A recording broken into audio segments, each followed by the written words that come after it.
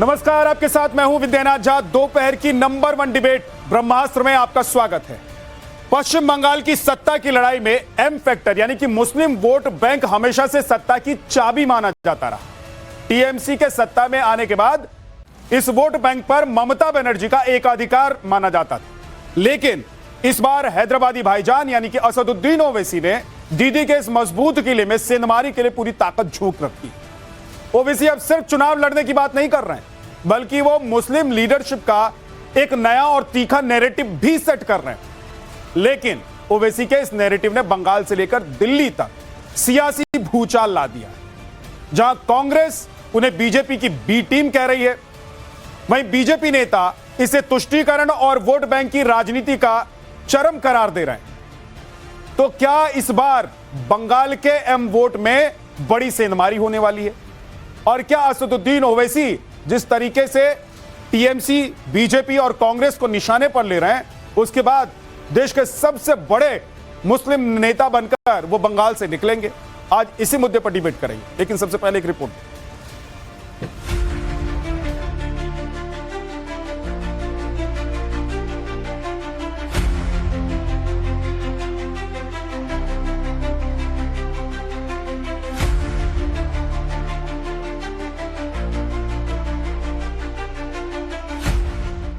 तुम कब तक इस समाज को रोकोगे कि इसकी लीडरशिप ना बने? सबको दर्द क्या है कि ये आखिर कौन है जिसके सर पे टोपी है, चेहरे पे दाढ़ी है, जिसकी जबान तेज तलवार की तरह चलती है, ये 11 सीट पर लड़ता है, तो इनको दर्द शुरू हो जाता है। टोपी, दाढ़ी का जिक्र और तीखे प्रहार। बंगाल चुनाव को लेकर असदुद्दीन ओवैसी ने एक बार फिर अपनी सियासी तलवार की धार तेज कर दी है। टीएमसी से लेकर कांग्रेस पर हमलावर ओवैसी अब केवल वोट की बात नहीं कर रहे, बल्कि मुस्लिम लीडरशिप का एक नया नैरेटिव भी सेट कर रहे हैं। उनका सवाल सीधा है कि अगर देश में हर समाज की लीडरशिप हो सकती है, तो मुसलमानों की क्यों नहीं? और सबको दर्द क्या है कि ये आखिर कौन है जिसके सर पे टोपी है, चेहरे पे दाढ़ी है, जिसकी जबान तेज तलवार की तरह चलती है, ये 11 सीट पर लड़ता है, तो इनको दर्द शुरू हो जाता है। इनको लगता है बीजेपी जीत जाती है। अरे 11 को छोड़ो, 270 पर तुम जीत जाओ और बीजेपी को हरा दो। तुम में दम है तो बताओ मुझे। ओवैसी का यह बयान सीधे तौर पर उन विपक्षी पार्टियों पर हमला है जो उन्हें वोट कटवा या बीजेपी की बी टीम कहती है। बंगाल में ममता बनर्जी के मजबूत मुस्लिम वोट बैंक बेस को चुनौती देते हुए ओवैसी ने अब मुस्लिम लीडरशिप के अभाव का मुद्दा छेड़ दिया है। तुम कब तक इस समाज को रोकोगे कि इसकी लीडरशिप ना बने? मजलिस से डर इसीलिए है कि सबकी लीडरशिप होती है, पटेल समाज की लीडरशिप होती है, ओबीसी समाज की लीडरशिप होती है, दलितों में बास तबकात की लीडरशिप होती है। भारत में अगर किसी की लीडरशिप नहीं हो सकती, तो जालिम लोग कहते हैं कि मुसलमान की लीडरशिप नहीं हो सकती है। तो सवाल है कि क्या हैदराबादी भाईजान मुस्लिम लीडरशिप की बात का असल मकसद क्या बंगाल में एम वोट में सेंधमारी का ख्वाब है? बंगाल में लगभग 30% मुस्लिम आबादी है, जो अब तक टीएमसी का अटूट हिस्सा मानी जाती रही है।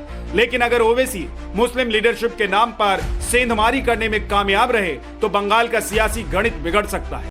इसलिए टीएमसी से लेकर कांग्रेस भी ओवैसी पर पलटवार करने में पीछे नहीं है और ओवैसी की बयानबाजी को बीजेपी को फायदा पहुंचाने की कोशिश बता रही है। कोशिश है भारतीय जनता पार्टी की और ओवैसी साहब की कि किसी तरह उस पर सेंध लगाया जाए। जो भी सेकुलर वोट है, जो भी धर्मनिरपेक्ष वोट है, किसी तरह उस पर सेंध लगे और भारतीय जनता पार्टी कामयाब हो। तो ये दोनों वही काम कर रहे हैं। भारतीय जनता पार्टी की भी कोशिश है और वो ओवैसी से कुछ इस्तेमाल कर रही है।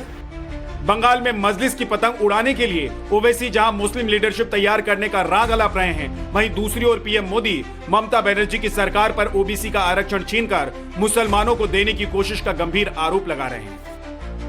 वोट बैंक के लिए धर्म से आधारित आरक्षण देना, यह खेल चल रहा है। ओबीसी का आरक्षण छीनना और मुस्लिम समाज को देने में जुटी है। जो संविधान के हिसाब से गलत है, जो कोर्ट के हिसाब से गलत है। इसलिए मैं सभी बहनों बेटियों से कहूंगा, इस बार टीएमसी को बड़ी सजा मिलनी ही चाहिए। मिलेगी ना?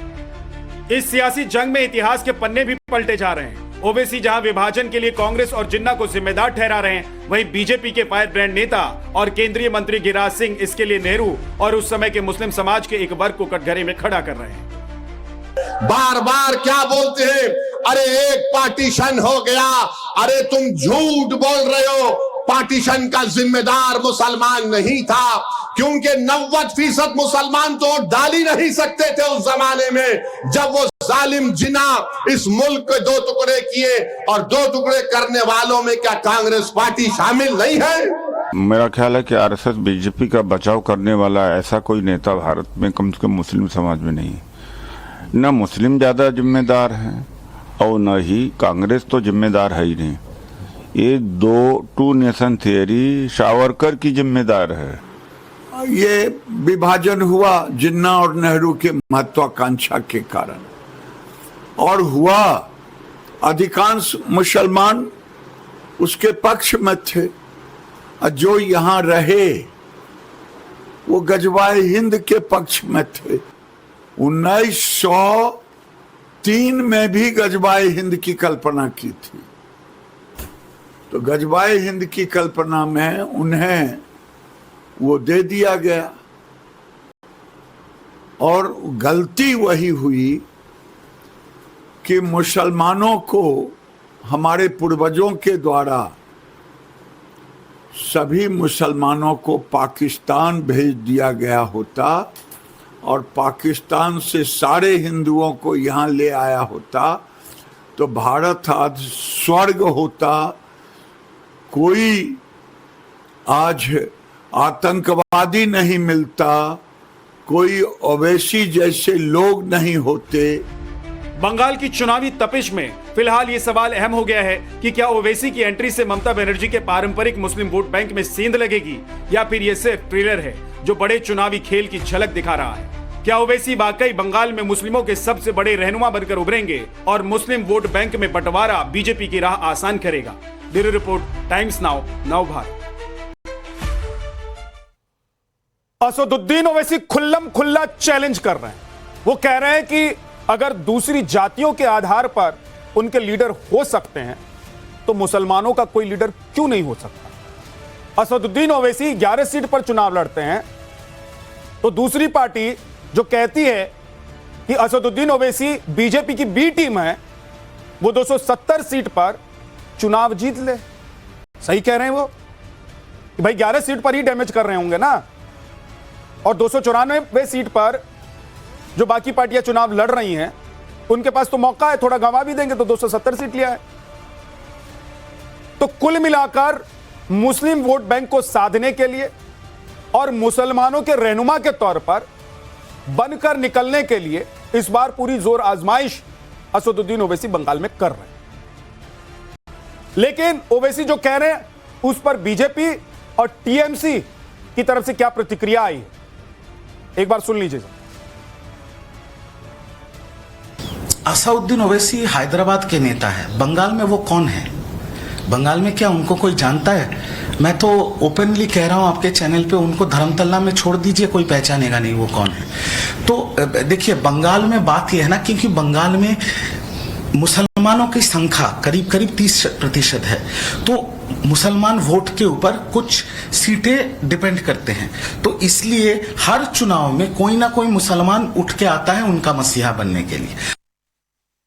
असदुद्दीन ओवैसी अपना चुनाव लड़ते हैं, हर जगह जाके लड़ने का पूरा अधिकार उनको है, लेकिन असदुद्दीन ओवैसी का ये कहना कि बंटवारे के लिए मुसलमान जिम्मेदार नहीं है, ये दोहरी जबान है उनकी। जो 2 नेशन थ्योरी थी वो बहुत बड़ी जिम्मेदार है, जो मजहब के नाम पे देश बटा वो जिम्मेदार है।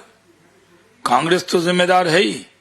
मौलाना अबुल कलाम आजाद ने जामा मस्जिद की सीढ़ी से खड़े होकर कहा था, मुसलमानों तुम पाकिस्तान जाओगे, तो ये मस्जिद का, मज़ारों का, खानकाहों का, दरगाहों का इमामबाड़ों का क्या होगा? तब भी मुसलमान चले गए थे वहां, और जो गए आज पछता रहे। वैसे भी मुसलमानों को भड़काने का कोई मौका छोड़ते नहीं है, लेकिन हम जानते हैं कि देश के बंटवारे की जिम्मेदार मुसलमानों के साथ कांग्रेस भी थी। सच में असदुद्दीन ओवैसी मुसलमानों को भड़का रहे हैं या फिर वो अपना रास्ता बना रहे हैं? वो टीएमसी को इस बार पश्चिम बंगाल में हराने के लिए बीजेपी की बी टीम बनकर काम कर रहे हैं, या वो चाहते हैं कि देश में मुसलमानों का कोई ऐसा नेता हो जिसको पूरा देश अपना नेता के तौर पर देखे? अनिला सिंह प्रवक्ता बीजेपी से हमारे साथ हैं, रोहित सिंह संयोजक युवा चेतना से हमारे साथ हैं, जगदीश शर्मा कांग्रेस के नेता, बादल देवनाथ राजनीतिक विश्लेषक और दानिश अजीज नेता एआईएमआईएम से हमारे साथ हैं, डॉक्टर मुमताज आलम रिजवी इस्लामिक स्कॉलर हमारे साथ हैं। दानिश अजीज जी, कहां कोई आप लोगों को रोक रहा है? आप 11 सीट पर ही क्यों चुनाव लड़ रहे हैं? 294 सीट पर लड़िए। तो आप लोग या असदुद्दीन ओवैसी जो कह रहे हैं कि जातियों के नेता हैं तो कोई धर्म का नेता क्यों नहीं हो सकता? भाई 294 सीट पर आप लोगों को चुनाव लड़ना चाहिए था ना। 11 सीट पर चुनाव लड़ करके आप मुस्लिम समुदाय के देश के सबसे बड़े नेता बन जाएंगे, सबसे बड़ी पार्टी बन जाएंगे। देखिए सर, बूंद बूंद सागर भरता है, ये आपको पता होगा, ये कहावत सुनी है आपने, बहुत पुरानी कहावत है ये। पहली चीज। दूसरी बात ये है सर कि इस देश में और खास करके तो पश्चिम बंगाल में जिस तरह की राजनीति चल रही है और पूरे देश में सो कॉल्ड सेक्युलर पार्टीज मिलकर हमारे कायद बैरिस्टर असदुद्दीन ओवैसी साहब को बदनाम करने के लिए कि वो बीजेपी की बी टीम होकर काम कर रहे हैं, बीजेपी की बी टीम होकर काम कर रहे हैं, तो एक बार वो खुद को क्यों नहीं देखते? आइए चलते हैं आपको कांग्रेस के ऊपर लेकर। बीजेपी को अगर वाकई में बीजेपी को रोकना है और तृणमूल को हराना है तो क्यों कांग्रेस गठबंधन छोड़कर आज अलग लड़ रही है 294 सीट पर? किसको जिताने की मनसब से लड़ रही है आप बताइए? उसके बाद आते हैं हम तृणमूल कांग्रेस के ऊपर, जो हमारे ऊपर तहमत लगा रही है हम वोट काटकर बीजेपी को जिताने आए हैं। ये आप पूछिए तृणमूल कांग्रेस से कि तृणमूल कांग्रेस 294 सीट पे इलेक्शन लड़ रही है, बाकी पार्टीज 294 सीट पर इलेक्शन लड़ रही है, लेकिन हमारे कायद हमारी पार्टी ऑल इंडिया मजलिस इत्तेहादुल मुस्लिमीन महज 12 सीटों पे इलेक्शन लड़ रही है। और आप बताइए 12 सीटों पे इलेक्शन लड़के क्या हम बीजेपी को जिता सकते हैं? ऐसा कुछ भी नहीं है सर। मेरे लीडर बैरिस्टर असदुद्दीन ओवैसी साहब एससी, एसटी, ओबीसी, माइनॉरिटीज के लिए एक मुखर आवाज है। आप आज जो लोग बैरिस्टर असदुद्दीन ओवैसी साहब के ऊपर तहमत लगा रहे हैं उनको यह चीज जानना चाहिए कि बैरिस्टर असदुद्दीन ओवैसी साहब वही इंसान है जिन्होंने ऑपरेशन सिंदूर में जाकर, ऑपरेशन सिंदूर के रिगार्डिंग विदेशों में जाकर पाकिस्तान की नींद हराम करने की कोशिश की थी। और अभी थोड़ी देर पहले आपके मीडिया के माध्यम से दिखाया जा रहा था, प्रशासन पे कोई दत्तो टाइटल के कोई टीएमसी के नेता है, बोल रहे थे धर्मतल्ला में अगर असदुद्दीन ओवैसी को छोड़ दीजिए। अरे उन टीएमसी के नेताओं से पूछिए कि जितनी उनकी अम्मा की पॉपुलैरिटी और उम्र नहीं होगी ना, उससे कई लाख गुना ज्यादा बैरिस्टर असदुद्दीन ओवैसी साहब के फॉलोअर इस देश में घूम रहे हैं और उनके जैसे नेता हजारों घूम रहे हैं। तो वो तृणमूल के नेता को आप बोलिए अपना जुबान बंद करके रखने के लिए। अब आते हैं गिरिराज सिंह जी के ऊपर। सर एक second, let me finish sir. अब आते हैं गिरिराज सिंह जी के ऊपर। गिरिराज सिंह जो अपनी बात बोल रहे थे कि मुसलमानों को बंटवारा कर दिया, बांग्लादेश पाकिस्तान चला जाना चाहिए और हिंदुस्तान में हिंदुओं को ले आना चाहिए, तो मैं आपको बता दूं गिरिराज सिंह जी से पूछिएगा कि 56,000 से भी ज्यादा मुसलमानों का नाम इंडिया गेट पे लगा हुआ है। तो गिरिराज सिंह जी हमसे सबूत चाहते हैं क्या? गिरिराज सिंह जी पहले खुद को देखें तीनों कि पार्टी के प्रवक्ता बैठे हुए क्या किया, उनके पार्टी ने क्या किया। दानिश जी, तीनों पार्टी के प्रवक्ता बैठे हुए, एक एक करके जवाब लेता हूं। बादल देवनाथ जी बोलिए पहले आप। सबसे बड़ा बात क्या है जानते हैं? बंगाल में ओवैसी साहब का 11 सीट क्यों है? मैं पूरा खुला करता हूं। मुस्लिम समुदाय का अंदर दो संप्रदाय है, एक शिया संप्रदाय है और सुन्नी संप्रदाय है। सबसे बड़ा बात है बंगाल और बांग्लादेश में, बंगाल में आसपास में 95% सुन्नी संप्रदाय है। और एक बात है, ये सुन्नी संप्रदाय शिया संप्रदाय को वोट नहीं देगा, सुन्नी संप्रदाय भाजपा को वोट नहीं देते। तीसरा बात है बंगाल में जो 100% जो वोट जो आप दिखा रहे हैं, मुस्लिम वोट दिखा रहे हैं, इसमें 6 पार्टी आई, एक registered recognized party AIM YC का पार्टी रिकॉग्नाइज्ड पार्टी और 5 निर्दलीय पार्टी है, आईएसएफ है, एसयूसीआई है, यूडीएफ है, बहुत सारे छोटा निर्दलीय पार्टी है। आप देखिएगा एक एक विधानसभा में विद्यानाथ जी 15 सीट 14 सीट, मशीन में तो 15 सीट तक 15 नाम आते हैं एक मशीन में, इलेक्ट्रॉन मशीन में। उसमें एक विधानसभा भांगोर जहां पर 18 सीट में 18 व्यक्ति ने नॉमिनेशन सबमिट किया, तो 2 मशीन लगेगा वहां पर एक ही जगह में। और बाकी सारी विधानसभा में 200 में देखिए जो लोग नॉमिनेशन सबमिट किया 12, 14, 15, 13, उसमें 5-6 करके मुस्लिम लोग कैंडिडेट है, और ये सब सारे निर्दलीय कैंडिडेट। तो ओवैसी को मुस्लिम वोट कहां से मिलेगा? हुमायूं का जो पार्टी है उसका भी नॉमिनेशन है, वो भी मुस्लिम लोग को करा के, कोई हिंदू उनके पास नहीं है।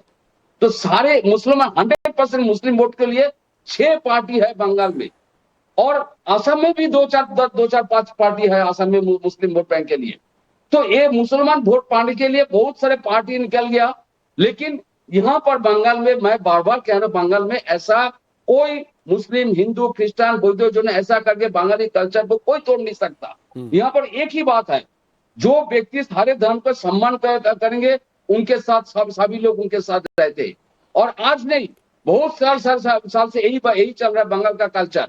और ममता दीदी सारे धर्म को सम्मान करते, और यहाँ पर जो डिवाइडेड का जो कोशिश चल रहा है हिंदू मुसलमान, और मुसलमान के अंदर मुसलमान लोग जो डिवाइड करने का कोशिश कर रहा है, यहाँ पर ये सब नहीं चलेगा। तो ये सब नहीं चलेगा तो फिर तो आप लोगों को दीदी को अपनी एनर्जी असदुद्दीन ओवैसी पर और बाकी किसी पर जाया करने की जरूरत क्या है? फिर तो दीदी प्रूफ कर रही है, दीदी को कुछ बोलने की जरूरत नहीं थी। दीदी को पता है कि भाई एक सेक्युलर नेता है पश्चिम बंगाल में और देश में, बाकी सब पार्टियां जो है वो कम्युनल है। नहीं, मैं विधायक जी मैं आपको बताया, लेकिन ये सब पॉलिटिकल पार्टी का कोई नाम नहीं है, कोई जानते नहीं है। तो ऐसे लोगों से आप लोगों को डर लग रहा है? लेकिन ऐसे लोग निर्दलीय में उम्मीदवार खड़ा हो जाता है, नॉमिनेशन सबमिट कर देता है। और ऐसे बहुत सारे लोग, आप बताइए ना, 4 मेन पॉलिटिकल पार्टी है, भाजपा है, कांग्रेस है, टीएमसी है, लेफ्ट है, लेकिन 14-15 लोग नॉमिनेशन सबमिट कर रहे हैं। क्यों? 4 तो मेन पार्टी है बंगाल में, तो इतना सारे नॉमिनेशन कौन कर रहा है? नॉमिनेशन कर रहा है वही लोग नॉमिनेशन कर रहा है जो लोग को इच्छा है वो मुस्लिम वोट, कुछ लोग मुस्लिम वोट पाएंगे मिलेगा, कोई हिंदू वोट पाएगा, ये सब चलते। लेकिन ये सब नहीं चलता। लोग ममता बनर्जी के साथ पहले भी था, आगे भी है, आगे भी रहेगा। जगदीश शर्मा जी रुक जाइए, दानिश जी एक एक करके, पहले आपने सबसे सवाल किया, सारी पार्टियों के पास जाऊंगा, उसके बाद वापस आपके पास आऊंगा। बोलिए जगदीश जी। देखिए भाई, चुनते हैं वही मैदान जहां विपक्ष की वोट बसती हैं। ओवैसी चुनाव वहां लड़ते हैं जहां पर भाजपा की नाव फंसती है। आप समझ लीजिए, ओवैसी का भाषण, भारतीय जनता पार्टी का चुनावी राशन, ये तय है। 12 सीट पर लड़े हैं। अब एक भाई आप वीडियो में बता रहा था कि उनको कोई कलकत्ता में जानता नहीं, सही बात है, पर जिसके साथ लड़ रहे हैं हुमायूं कबीर के साथ लड़ रहे हैं, उसकी वीडियो सोशल मीडिया पर वायरल हो रही है। अरे वो तो अलग हो गया, असदुद्दीन ओवैसी ने गठबंधन तोड़ दी भाई, ममता और कांग्रेस को हराने के लिए। जगदीश जी थोड़ा सा अपडेट हो जाइए, साथ में अरे भाई तोड़ तो दिया, बता रहा हूं, पर वो तो खेल तो भाई, वो खेल मैं अपडेट हूं, बात तो बताऊंगा ना भाई। हजारों करोड़ रुपया लिया ये खेल करने के लिए, खेल नहीं बैठा। सच बात है कि लड़ तो रहे हैं भाजपा का फायदा करने के लिए, पर नहीं तो मुसलमानों के नेता होते तो मैं समझता हूं तृणमूल कांग्रेस का या कांग्रेस का विरोध नहीं करते, वो भाजपा का विरोध करते, खुल के विरोध करते, क्योंकि भाजपा ने आज तक कोई भी चुनाव अपनी गारंटी पर नहीं लड़ा। मोदी जी की गारंटी, एक भी गारंटी पे बता दीजिए, महंगाई पे, डीजल पे, पेट्रोल पे, अच्छे दिन पे, मजदूर पे, कहीं भी चुनाव लड़ते। असदुद्दीन ओवैसी आप लोगों के पास करते भी नहीं भाई, 294 में से अभी सुनिए, 294 में से आप 11 हटा दीजिए, है ना? 294 में से 11 हटा दीजिए, बाकी जो सीटें उन सीटों को जीत लीजिए, सरकार आपकी नहीं है तो क्यों? देखिए जिस तरह से कबीर के साथ गए थे गठबंधन करने, एक मैसेज तो दे दिया मुसलमान भाइयों को कि हम आपके नेता हैं, पर मुसलमान भाइयों के सबसे बड़े दुश्मन यही हैं, मैं समझता हूं, क्योंकि ये भी मोदी की तरह भाई से भाई को लड़ाना चाहते हैं, आपस में फटवाना चाहते हैं, और सरकार भी यही कर रही है। मोदी जी क्या कर रहे हैं? भाई से भाई को लड़ाना, हिंदू से मुसलमान को लड़ाना, और अब तो बहनों को बहन से लड़वा दिया। आरक्षण का कानून बना के देश को रोएंगे, अभी शायद बंगाल में आके रोएंगे, और इनके नेता तो रो ही रहे हैं, कल परसों से लगातार रो रहे हैं कि कानून गिर गया, आरक्षण गिर गया, आरक्षण गिर गया, कांग्रेस ने गिरा दिया। भाई सही बात तो है, गुमराह की राजनीति करके मोदी की दुकान चल रही है, अन्यथा सोशल मीडिया पे थूत हो रही है बुरी तरह से, और देश समझ भी जाएगा। मैं तो कहता हूं और मोदी जी को वोट दे लो, तुम्हारे अच्छे दिन तो नहीं बुरे दिन जरूर आ जाएंगे। और अनिला सिंह जी, मेरी सभी को राम राम। देखिए, जब इस देश का विभाजन हुआ था धर्म के आधार पे हुआ। जय जगन्नाथ जी, जय जगन्नाथ।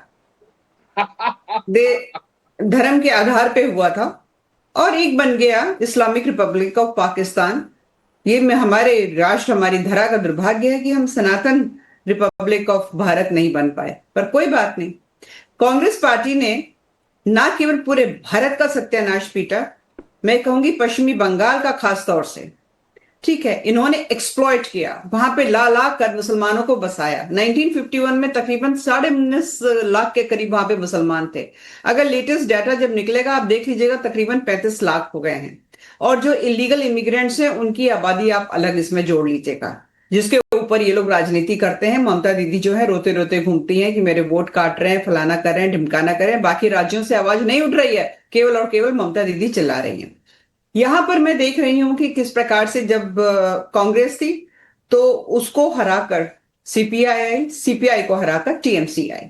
और पश्चिम बंगाल के लोग बेचारे हर बार सोचते थे कि ये राजनीतिक दल आएंगे और हमारा कुछ भला होगा। भला तो नहीं हुआ, बुरा बहुत किया।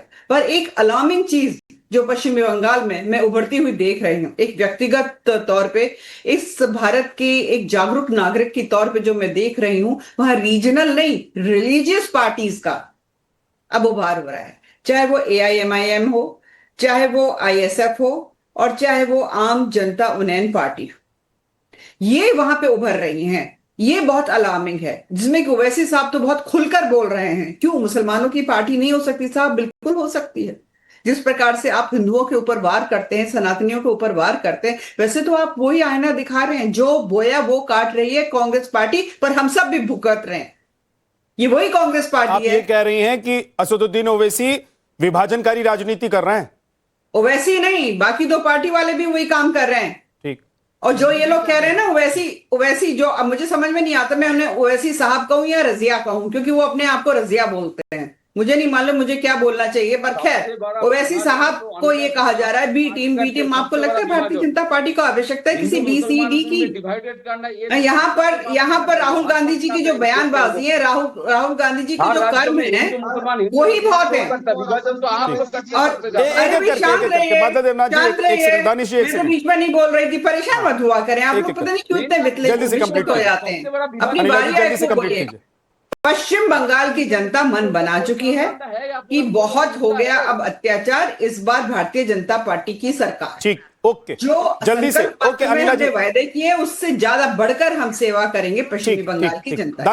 दानिश 30 सेकंड में बोलिए जल्दी से। देखिए, अनिला जी जो बोल रही थी ना कि असदुद्दीन ओवैसी साहब विभाजन की राजनीति कर रहे हैं, तो मैं अनिला जी से पूछना चाहता हूं कि उनके माननीय योगी आदित्यनाथ जी क्या कर रहे हैं, उनके नरेंद्र मोदी जी क्या कर रहे हैं, प्रधानमंत्री हैं इस देश के, उनके अमित शाह जी क्या कर रहे हैं, नितिन नवीन जी क्या कर रहे हैं, आप बताइए। और ये जो चीज वो लोग कर रहे हैं, इस देश में विभाजन की राजनीति करने की कोशिश कर रहे हैं। और जिस तरह से भारतीय जनता पार्टी अराजकता फैलाकर इस देश में वोट लेने का काम कर रही है, खास करके बंगाल के लोगों को डराकर चमकाकर, SIR के नाम में, लव जिहाद के नाम में, ट्रिपल तलाक के नाम में, जिस तरह से ये लोग वोट का बंटवारा कर हिंदू वोट को पोलराइज कर रहे हैं। और तृणमूल कांग्रेस को आपको तो दिक्कत क्या है भाई? आप तो वैसे भी हिंदू वोट के लिए नहीं लड़ रहे हैं, आप तो मुस्लिम वोट के लिए लड़ रहे हैं।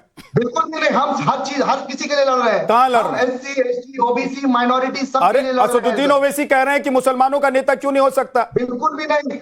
पार्टी के नाम से लेकर और बयान तक, असदुद्दीन ओवैसी के बयान तक, एक एक अल्फाज, एक एक लफ्ज में आप लोग एक धर्म के नाम पर राजनीति करते हैं, वो सब क्लियर है। ये नहीं कहा विद्यानाथ जी कि हम हिंदू वोट नहीं चाहिए और हिंदू वोट, उन्होंने ये भी नहीं कहा कि हिंदू वोट चाहिए हमको। वो तो कह रहे हैं मुसलमानों का नेता बनना है, और देश में जातियों के नेता हो सकते हैं, तो मुसलमानों का नेता क्यों नहीं हो सकता? समझाने की कोशिश कर रहे हैं। रोहित सिंह जी, एक चीज बताइए, इसमें कहीं कोई दो राय है? मुझे नहीं लगता है कि पूरे देश में किसी को भी जो असदुद्दीन ओवैसी को सुनता होगा, जिसको असदुद्दीन ओवैसी की पार्टी का फुल फॉर्म पता होगा, उनको इस बात में संदेह है कि असदुद्दीन ओवैसी किसकी राजनीति करना चाहते हैं, किसके नेता बनना चाहते हैं, कहां से चुनाव लड़ते हैं। हिंदू बहुल इलाके से तो चुनाव लड़ते नहीं हो। अभी पश्चिम बंगाल में भी उन्हीं 11 सीटों पर चुनाव लड़ रहे हैं जहां मुस्लिम आबादी ज्यादा है। सवाल करना चाहता हूं आपसे विद्यानाथ जी, एक सवाल करना चाहता हूं आपसे। एक सेकंड आ रहा हूं सर, एक बार रोहित जी।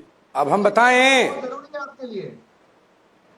देखिए असदुद्दीन ओवैसी साहब अपने परिवार की दूसरी पीढ़ी की राजनीति को आगे बढ़ाने का प्रयास कर रहे हैं और कांग्रेस पार्टी किस मुंह से यह कह सकती है कि असदुद्दीन ओवैसी या तृणमूल कांग्रेस भारतीय जनता पार्टी की बी टीम है। देश जानना चाहता है तृणमूल कांग्रेस 294 सीटों पर लड़ रही है, वो सत्ता में है। वहां पर कांग्रेस जो 1977 के बाद सत्ता का मुंह ही नहीं देख पाई बंगाल में, जो बंगाल में 11वें नंबर की पार्टी बन चुकी है वोट के आधार पर, वो पार्टी 294 पर लड़कर किसको डैमेज करेगी?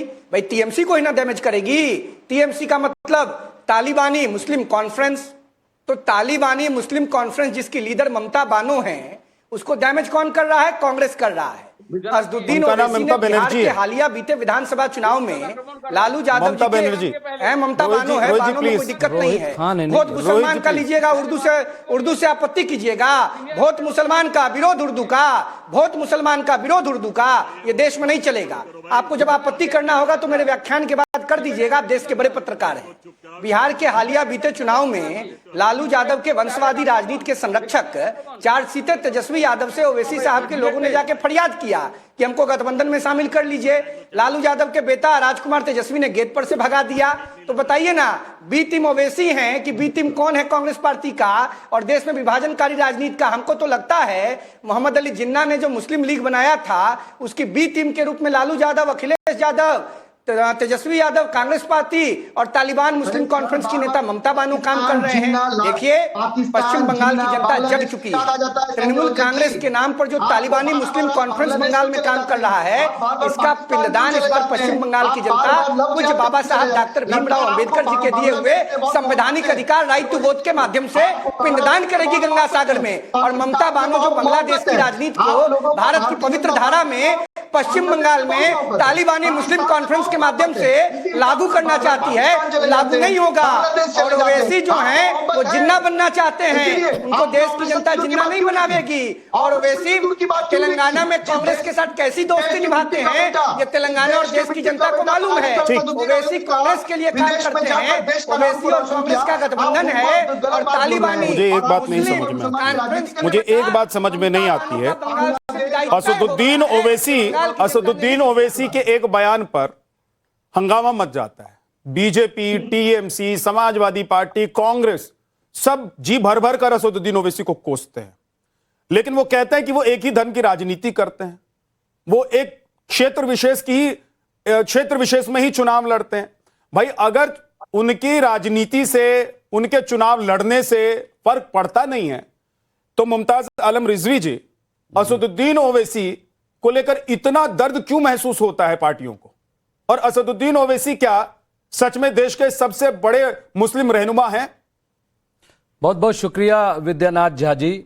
देखिए ज़रूरत जो है वो इजाद की माँ होती है। असदुद्दीन ओवैसी और उनकी पार्टी क्यों वजूद में आई, ये सोचना पड़ेगा जो देश की सेकुलर पार्टियां हैं। क्या उन्होंने वाकई मुसलमानों के साथ इंसाफ किया है? क्या वाकई उन्होंने वो काम किया है मुसलमानों के साथ जो उन्हें करना चाहिए? सच्चर कमेटी की रिपोर्ट आई तो उसमें कहा गया कि मुसलमानों की हालत दलितों से बदतर हो गई। इसके लिए कौन जिम्मेदार है आप बताइए? अगर सवाल कर लिया जाए तो कहेंगे कि बीजेपी की भी टीम हो गई।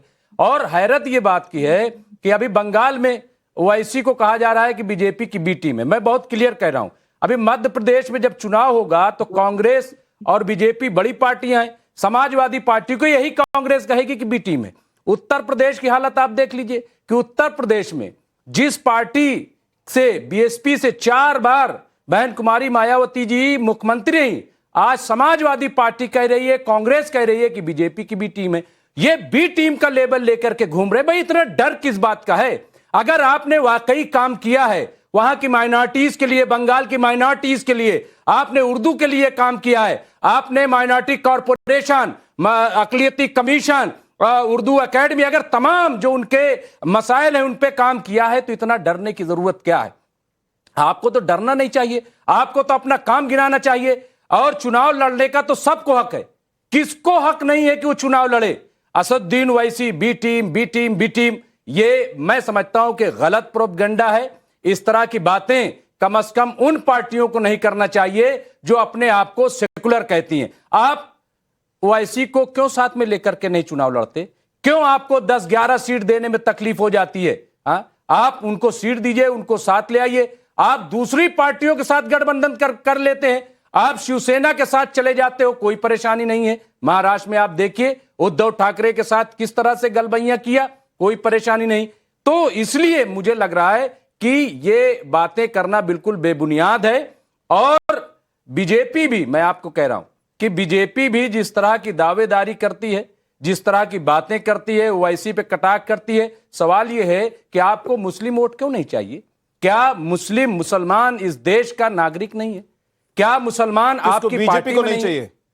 बीजेपी को तो चाहिए, लेकिन नहीं चाहिए उसको। लेकिन कितना जिस तरह से अभी आपने एक बाइट चलाई थी वजीर आजम नरेंद्र मोदी जी की, उसमें वो क्या कह रहे हैं कि ओबीसी में मुसलमानों को रिजर्वेशन देने की बात हो रही है। भाई क्यों, क्या परेशानी हो गई आपको? परेशानी अगर है ना? सब कोटे में क्या किसी का हक छीन कर, कहां हक छीना जा रहा है? ओबीसी में कहां हक छीना जा रहा है? ओबीसी में अरे अगर भाई मुस्लिम हक कहां समुदाय छीना को जा रहा है? रिजर्वेशन आप ये देंगे तो बताइए ना, ओबीसी का हक छीनेगा? हक कहां छीना जा रहा है? कोई हक नहीं छीना जा रहा है। मुसलमान OBC उतना ही का हकदार है कार्ड इस मुस्लिम देश में समुदाय जितने को देंगे तो दूसरे हक नहीं लोग हैं। छीनेगा। इसलिए इस तरह का प्रोपेगेंडा करना और मुसलमानों को सामने ला करके जो मैंने वक्त दिया है बोलने के लिए, बिल्कुल बेबुनियाद है। आपको जो मैंने वक्त दिया है बोलने के लिए, वो वक्त काट कर मैं किसी और को दे दूं, रोहित सिंह को दे दूं, तो आपका हक नहीं छीनेगा क्या? नहीं, अरे कमाल हो गया।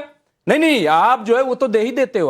आप कह क्या रहे हो? आप दे देते हो। लेकिन मैं ये कह रहा हूं कि क्या ओबीसी मुस्लिम इस देश का नागरिक नहीं है?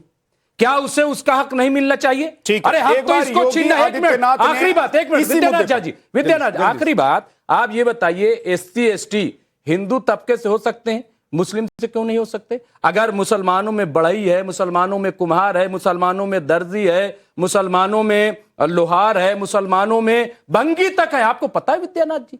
मुस्लिम भंगी भी समुदाय में जात पात को मानते ही नहीं, कहते हैं कि है ही नहीं जात पात। क्या चीज? मुस्लिम समुदाय में आप लोग कहते हैं कि जात पात तो है ही नहीं। नहीं, कौन कह रहा है? कौन कह रहा है? जब वोटिंग की बारी आती है तो सब लोग कहते हैं कि एक ही हम लोग ये जात पात से हैं। आप हिंदुस्तान को देखिए, हिंदुस्तान में आप कैटेगरीज को देखिए, अगर ऐसा ना होता तो ओबीसी में कैसे मिलता? चलिए, और बहन मायावती जी ने बाकायदा 1995 में मुसलमानों को ओबीसी में शामिल कराया, उनको हक दिलाया। और इसलिए मैं कह रहा हूं कि यह समझना बहुत जरूरी है, तमाम जो सेकुलर पार्टियां हैं उनको एक बार चाहिए योगी आदित्यनाथ इसी मुद्दे पर कुछ कह रहे हैं। बंगाल में यूपी के सीएम योगी आदित्यनाथ पहुंचे हुए हैं, रैली को संबोधित कर रहे हैं। वो टीएमसी पर हमला उन्होंने बोला है और उन्होंने कहा है कि टीएमसी सरकार में कोई काम नहीं हुआ है। टीएमसी ने महिला आरक्षण बिल को लागू नहीं होने दिया, टीएमसी ने आदि आबादी का अपमान किया है, टीएमसी ने राष्ट्रपति का भी अपमान किया है। टीएमसी सरकार में भ्रष्टाचार में बंगाल लिप्त है। सुन लीजिए। बहन और भाइयों, ये चीजें दिखाती है इनका जो व्यवहार महामहिम राष्ट्रपति जी के प्रति था, वही व्यवहार टीएमसी, कांग्रेस, डीएमके, एसपी, इन सब का भी हाल ही में संसद सत्र के दौरान भी रहा। आपने देखा होगा संसद सत्र के दौरान कैसे नारी शक्ति बंधन अधिनियम को, जिसे प्रधानमंत्री मोदी जी 2029 में लागू करना चाहते थे, इन दलों ने उस संशोधन को पारित नहीं होने दिया।